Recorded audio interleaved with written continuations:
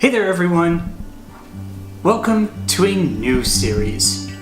Welcome to Table Topics.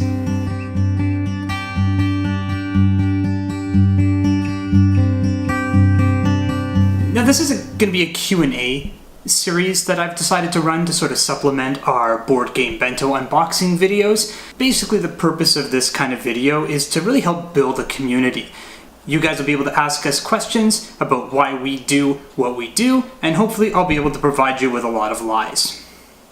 You know, kind of like The Village, with the one crazy leader that lies to everybody about the world beyond the walls. That and communes. This is going to be engaging, interactive, like a choose your own adventure, where, I'm the only one who's choosing the adventure, and you guys kind of just sort of...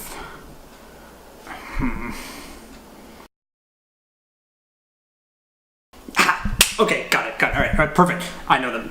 This is perfect. So in this series, it's going to be like, you guys are asking me questions and I'm going to be answering them, like very, very important life questions, like, what am I doing with my life? This week, our question comes from me. Why do you board game? That's an excellent question, me. Let's start with...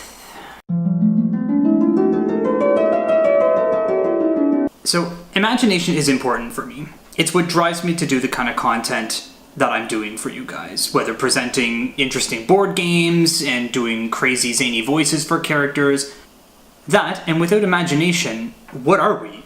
A bunch of mindless, soulless people drudging on from day to day? You know what? I think a world without imagination would be pretty boring, don't you? Board games provide me an opportunity to bring people into a universe that's been created for you. Now, they give you themes, objectives, characters, objects, but most importantly, rules with which you use to interact with the world accordingly and fairly. It's what allows players to not tip the balance unfairly in one way or another, while making sure that everybody gets to enjoy the world that's created for you. We all get to be in this one place at one time, and then we all get to share in what that universe is laying out before us. Most importantly, it's also to give us a sense of gain, of loss.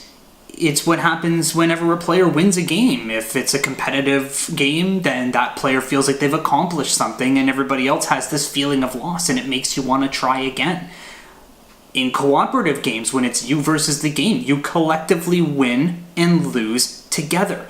And what better way to triumph over a game that's maybe beaten you a few times, like Star Trek Panic or The Goonies or another kind of cooperative game that maybe you guys have played, and changing things up, changing the strategy, changing your characters, items, and overall gameplay to try to overcome the mechanics that the game has set before you to try to beat you back.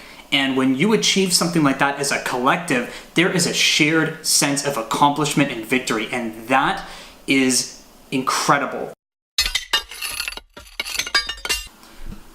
Like every board game and video game I've ever played, there's always a challenge. There's always a final objective to the game to achieve victory. More importantly, there are limitations and there are rules and mechanics in place to make that victory more difficult. Games also challenge my knowledge, skills, and abilities. While I do know a lot of board games, and I do have a lot of board games that'll be featured later on in this channel, a lot of them require multiple playthroughs to get every minute detail perfected, to get every rule understood and implemented in the game so you're playing it properly. How many times have you guys played a board game and went, wait, hold on, let me check the rulebook, oh, yeah, see, we did that wrong, oops, we better, we'll just carry that forward through this game and then we'll just play it right next time. Yeah, raise your hand if you've ever been guilty of that. Uh-oh. Don't forget, while I'm here teaching you guys how to play board games, I'm also teaching myself too. A lot of the games that have been popping up on the channel, especially in the board game bento boxes, are new games that I've never played before. So it is important for me to go through these board games and make sure that I'm playing them right, so that when I do present them on the channel for you guys, you know how to play them properly right from the get-go. And that's probably the biggest challenge of all when it comes to board games, is the understanding all the different nuances and minute details and mechanics and rules and all that other stuff that makes a board game fantastic, but also incredibly frustrating at times, as I'm sure many of you can relate to that. If you've ever played a board game perfectly right from the get-go, please let me know in the comments section, because I would love to know about the experiences you've had of playing a board game perfectly right off the bat. But there you have it, folks. A little bit of insight as to why my wife and I do what we do. It's all for your benefit. Trust me. But let me know in the comments below, what are some of your favorite board games? Some of the ones that you want to see me feature on the channel later on down the road. And be sure to like my videos, subscribe, of course, always, because that's what allows me to do what I do for you guys.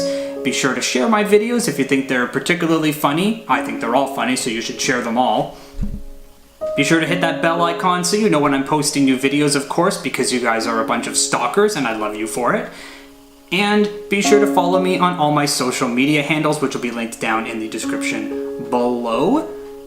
You know what? All that talking's made me a little tired. You know what? I think I'm gonna go to bed. Get out of my house, you creepers.